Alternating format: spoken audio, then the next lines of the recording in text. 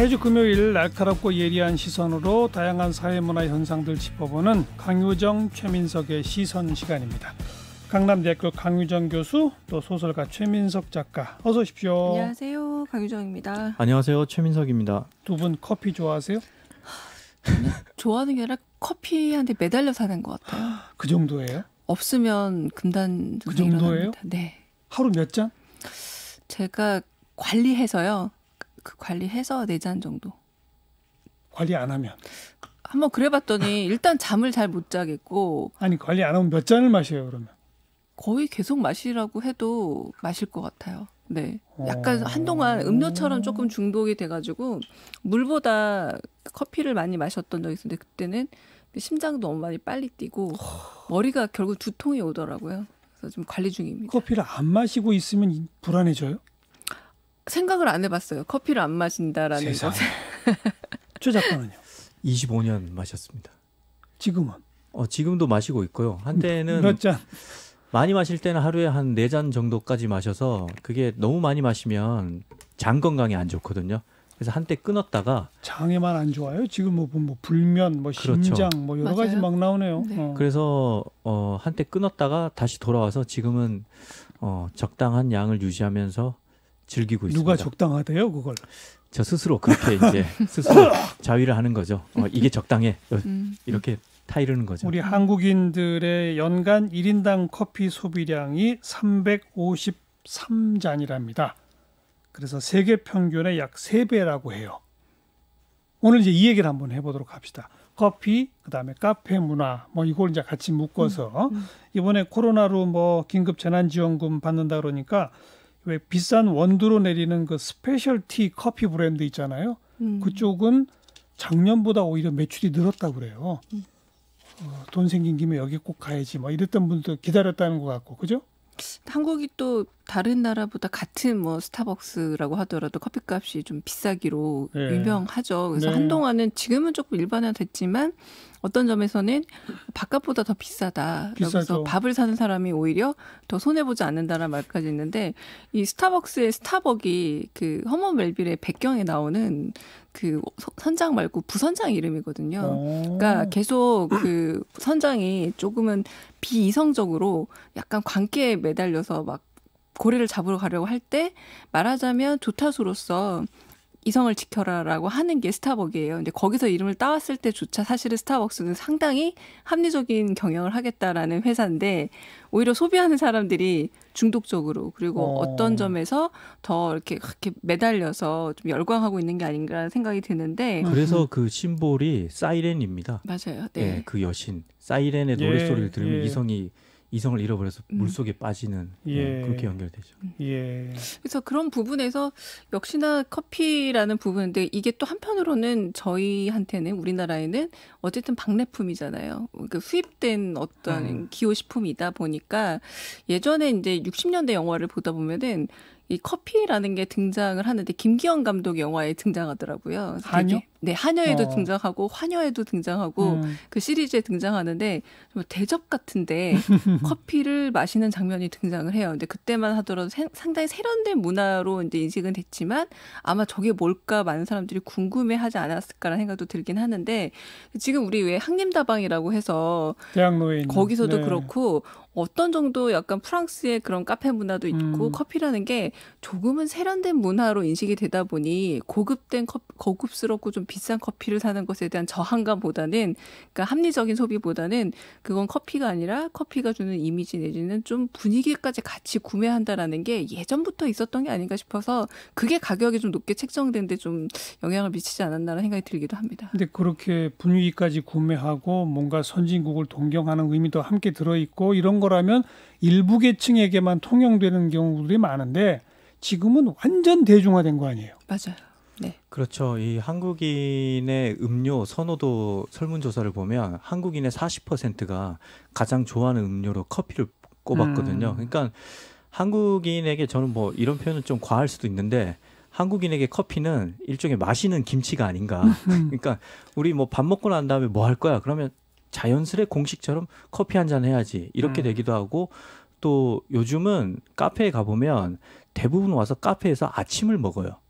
요즘 카페에는 샌드위치랑 이 쿠키 종류를 굉장히 많이 파는데, 그러니까 커피가 기호식품에서 이제는 식사와 같이 동반되는 어떤 필수품 중에 하나로 자리를 잡혀가거든요. 그리고 네. 굉장히 많은 젊은이들은 원룸에 살다 보니까 카페를 확장된 거실, 확장된 서재 이런 개념으로 쓰잖아요. 그래서 그러네요. 예, 그래서 낮에 카페에 가보면 다들 앉아서 뭐 대부분 1인 손님인데 각자 다 노트북을 가지고 와서 뭔가 일하고 있어요. 그렇죠. 각자 뭔가 이제 자기 일을 카페에서 하고 있는 거죠. 뭐 도서관처럼 쓰기도 하고 예. 서재처럼 쓰기도 하는 건데, 근데 이게 좀 소설가들 중에는 아예 카페에서 소설 쓰시는 분도 많더라고요. 저도 그렇습니다. 정말 그래요? 많아요. 예, 그래서 네. 커피를 마실 수밖에 없는 거죠. 집에서는 안 써져요?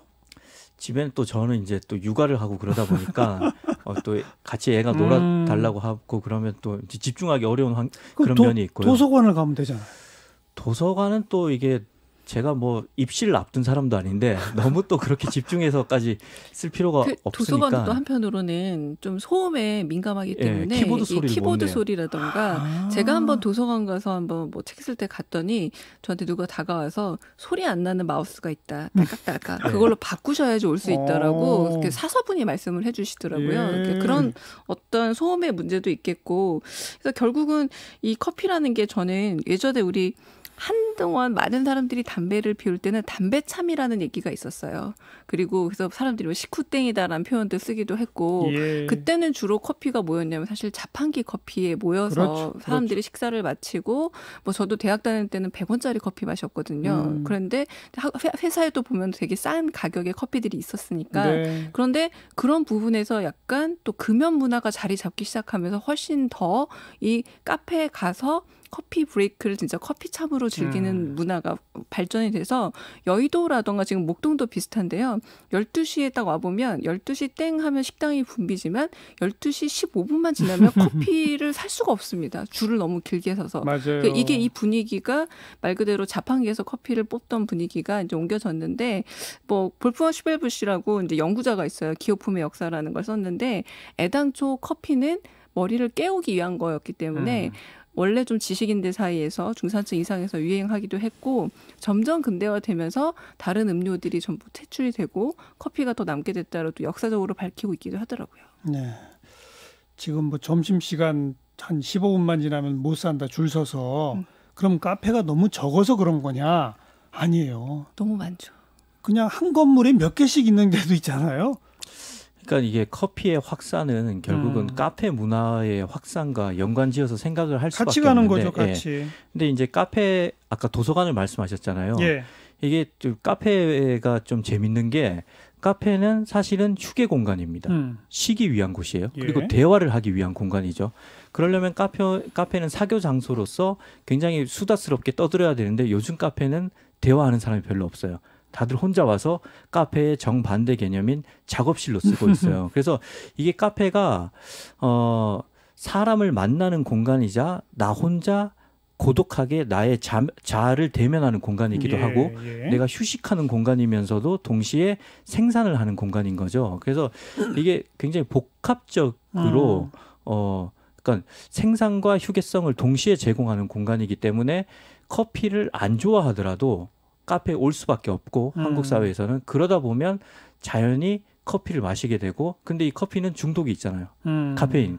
그러니까 카페를 안 가더라도 커피 생각이 나는 거죠. 일례로 그 예전에 읽은 공지영 작가의 수도원 기행에 보면 공지영 작가가 이제 시위를 해서 감옥에 갇힌 일이 있는데 그때 가장 고통스러웠던 게 뭐냐면 커피를 못 마신 거였다고 그래요. 금단 현상 때문에. 네. 그러니까 이제 저 같은 경우는 카페를 작업실로 쓰지만 작업실에 안 가더라도 오늘은 쉰다고 해도 카페에 또 가요. 커피를 마시기 위해서. 네. 그러니까 이게 이제 복합적으로 쉴 때도 카페에 가고 일할 때도 카페에 가고 그냥 커피 생각이 나서도 카페에 가고 커피를 안 마실 때는 다른 걸 마시려고 가고 뭐 이런 식으로 굉장히 그냥 생활이 되어서 저는 요즘 어떻게 생각하냐면 한국인에게 카페는 제2의 집이다.